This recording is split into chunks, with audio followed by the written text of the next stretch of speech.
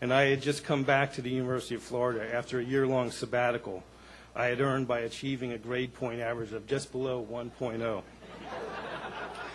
Actually, I think it was called a suspension, but I'm a writer, and I think that words are interchangeable, especially when they come to your own history. Anyway, suspension or sabbatical, it was the school's way of telling me I should take some time and think about what I'm doing and where I'm going. And that was good advice, and it actually worked for me. I spent my year away from Florida, from the University of Florida, and from my friends here, working a series of menial jobs so I could support my habit of reading detective novels and watching movies. This didn't work so well for my parents, but it worked pretty well for me.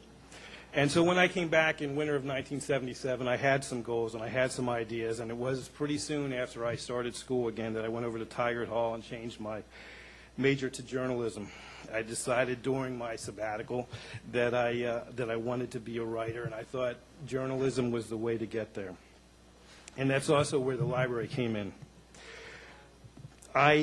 So much of writing comes from the inspiration that comes from other writing. Reading other great words, other great writers gives you the fuel that you need to go on. I knew that when I made this choice to be a writer that it's a long shot and it would be a long road. And so I came to this library quite often. I didn't know it was called research by proximity, but that's what I was doing. I was looking for things that would inspire me. I was looking for fuel to put into my gas tank for that long road. Just for example, one of my things I looked for was stuff written by Hunter S. Thompson. Back then he wrote for the Rolling Stone, but not a lot of his work had been collected in books, and I would haunt the stacks. I mean, it wasn't like it is now where you can go to a computer and find something. It was actually like being a detective sometimes, trying to find some of the things you were looking for in the library. But I was able to read everything he had written for the Rolling Stone magazine in the prior 10 years, and that helped to inspire me. And I think that was what my message is here today, that people come here for ideas and for inspiration, and I'm a product of that, and that's why I'm so proud to be here. 9 months ago, I was in Indianapolis, and I got to see the Gators win the national championship in basketball. A few weeks ago, I was in Phoenix, and I got to see them win it in football. But I got to tell you, I think I'm more proud to be here today. I think this beautiful place will have a much longer lasting effect on people in terms of inspiring students and welcoming them to the world of ideas. This library and all our libraries should be cherished. They are places where we keep our culture and our ideas. We safeguard our future by safeguarding our past, and that's what we do right here. If the pursuit of knowledge is a noble pursuit, then the halls where we hold that knowledge are as equally noble. All that we know is right here. I'm sorry that Senator Smathers is not here with us at this dedication, but his legacy has certainly grown wider and more beautiful. This library is state-of-the-art, and it will be so for many, many years to come. And I'm not talking about the expensive coffee or the beanbag chairs. I'm talking about the ideas that are here. There's more space here. There's more storage here. There are more words. There are more things that can inspire people. And I'm sure Senator Smathers would be proud of that. When he was in Congress, he was known for cutting a dashing figure through the halls of Congress.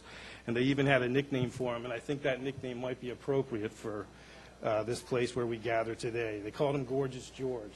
And I think I'm always going to think of Library West as the Gorgeous George.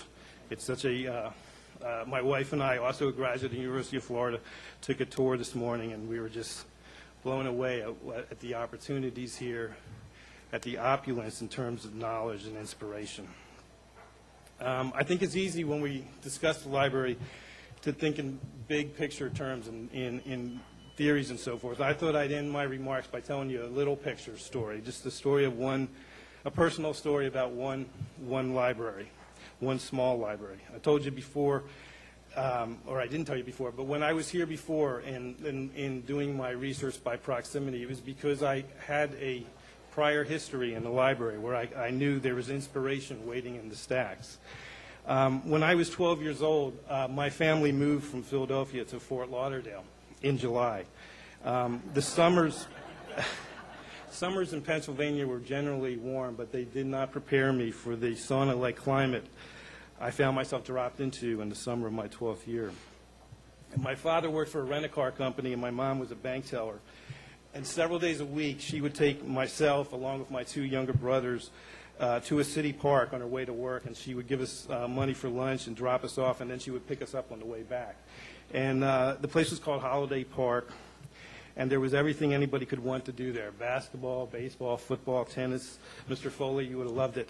Everything was self-contained in this park, and we would spend our days there. But did I mention it was pretty hot? And it was probably in our second week of doing this that my littlest brother made a tremendous discovery, really a life-altering discovery for me. There we were, worn out from the heat. We were slowly trudging across one of the baseball fields when he pointed to the little branch library that was on the corner of the park. And hanging from the roof of the library was a sign. In large letters it said, "Now air conditioned." And at first I thought it was a mirage. I told my brothers the sun was just playing tricks on us. But we headed that way, and we got there, and sure enough, it was air conditioned. And we went in and sat on the plastic-covered couches and stretched out, and it was wonderfully cool. And after recovering a little bit and getting my wits about me, I saw there was an inordinate amount of young boys in this library. And many of them were kids I recognized from the baseball fields and the football fields of the park. And I noticed they were all holding books.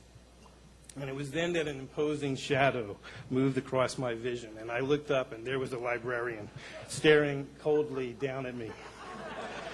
And that was when she gave me the rules. And she told me, if you wanted to come in and use the air conditioning, then you also had to use the library. And she said she wanted to see me reading something if she saw me in the library at all. So she asked me how old I was, and I told her I was 13. I lied. I didn't want her to think she was dealing with a boy. So she took me into the shelves and led me to a section and picked a book out for me to read. And I think it ended up being a little bit old for a 12-year-old. But over the course of the summer, I would go back to that spot, and if the book wasn't checked out, I would take it down and I would read a little bit of it. And little by little, I got that book done by the end of the summer. The book was called To Kill a Mockingbird, and I think reading that book at age 12, it helped instill in me a lifelong interest in reading. Also a lifelong interest in stories about justice, about the underdog triumphing, about adhering to a personal code and just doing what is right. And now, almost 40 years later, I make my living from writing stories, and I hope that they contain some of those things, if not all of them. And I got to tell you, I've thought about that day at the library, and I thought about that librarian whose name I never knew many, many times. And I think about what might have been or who I might have been if I had not gone there that day. I guess what I'm trying to say is that we will never know how many lives will be changed after they come through the doors of this building. We only know it will be many. We don't know what inspiration this place will give to the students who use it. We only know it will be great. We will never be able to quantify how important this place is. But rest assured, it's immense. I want to thank you all for being here today, and thank you for having me as well.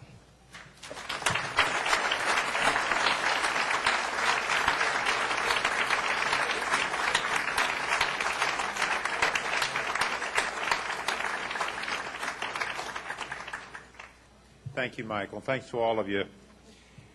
It's really an honor to feel the respect that the faculty and the students have, as evidenced by their speakers today, for this library, and also to see how a library impacts an individual like Michael Conley. It really says it all, and I think it says a lot about the future of this great complex. Thank you all for coming. Dale tells me there still are tours available for those of you who would like them. Thanks so much for coming. That's the end of the program.